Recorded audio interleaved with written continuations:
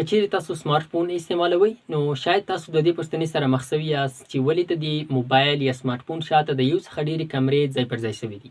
یعنې څومره چې هم نوي موبایلونه راځي مارکیټ ته، هغه د یو څخه ډېرې یعنې 2 3 4 5 کمرې لري شاته.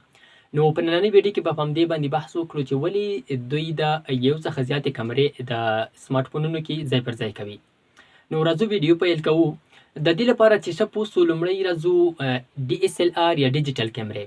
که موږ DSLR یا ډیجیټل کیمرې ته وګورو، کله چې موږ په هغه باندې انځورګري یعنی انځور اخلو نو هلته لینزونه دي، یعنی لینز موجود دي. موږ د هغه لینز په اجسټ کولو سره کولی سو یو انځور واخلو. مثال په توګه موږ غواړو د یو لرې ځای څخه یو شی را زوم کړو، نو موږ هغه لینز اجسټ کوو یا هم ورته یو بل لینز اچوو چې هغه زموږ څه ډول انځور غواړو هغه ډول انځور ورباندې واخلو.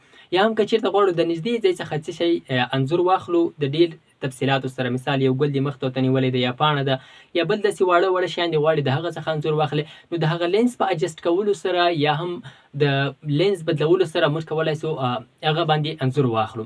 اوس که موږ راسو موبایل ته یا سمارټ فون ته، نو د موبایل یا سمارټ فون کمرې خو موږ نسو کولی چې لینز یې اجسټ کړو یا ورته بل لینز ور واچو یعنې بله کمره ورته نصب کړو. نو د دې لپاره چې دغه مشکل حل سي، یعنې موږ ښه انځور واخلو د ښې کوالټي سره، نو دلته د کمپنیو والا د یو څخه زیاتې کمرې د دې سمارټ فونونو کې ځای پر ځای کړلې.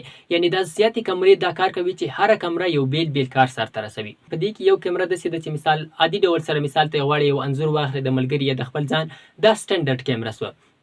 ځینې کمرې داسې مثال ته غواړئ د خپل ټول کورنۍ د غړو یا غواړئ د یو منظرې عکس واخلئ چې پراخه ساحه پکښې راولئ، دې ته وایډ انګل کیمره وایي. یا که چېرته ته غواړې د لرې ځای څخه یو شی را زوم کړې، دا ټیلیفوټو کمره ده. یا که چېرته غواړې ته د نږدې ځای څخه د یو شي انځور واخلې، مثال ډېر تفصیلات واړه شیان هغه پکښې راولئ، دې ته مایکرو کیمره وایي.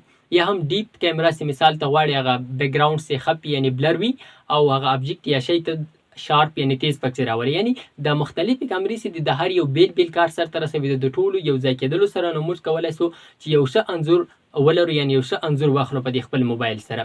یا هم لکه څنګه چې موږ د انسان د سترګې سره د موبایل کیمره وګورو، یعنې لکه څنګه چې د انسان سترګه ده، که چېرته غواړې ته د لرې ځای څخه یو شی وګورې نو ته نسې کولی، ته مجبور یې چې د هغه دپاره دوربین یا ټلسکوپ د یو شي څخه کار واخله چې هغه لرې ځای څخه یو شی را زوم کړي او ویې ګورې. یا هم که چېرته ته غواړې ته واړه شیان وګورې، نو ته مجبور یې چې بیا هم ګلاسز یعنې چشمې ورته ولګوې یا هم بل څه چې هغه ته واړه شیان دي. مستریان چې کله موبایل جوړوي نو هغه ورته استعمالوي، زربین بیا هغه پکې ګوري، یا هم مایکروسکوپ چې کله استعمالوو هغه واړه شیان وګورو. نو همداسې د موبایل کیمره هم دا ده چې که چېرته صرف یو دانه کیمره وي نو موږ نسو کولی چې دغه کوم ډول انځور موږ غواړو هغه واخلو. نو د ډېرې کمرو فایده دا ده چې یعنې موږ په هغه باندې کولی سو یو ښه انځور ولرو HD کوالټي سره، څومره وغواړو را زوم یې کړو را زوم کولی سو. دا د دغه ډېرې کمرو کمال دی. یعنې دا ډېرې کمرې چې دي د هره کمره بیل کار سرته رسوي، نو د دوی ټولو کارکردګي سره یو ځای کې نو موږ بیا یو ښه انځور اخیستلی سو. هیله د ویډیو به مو خوښه سوې. مننه.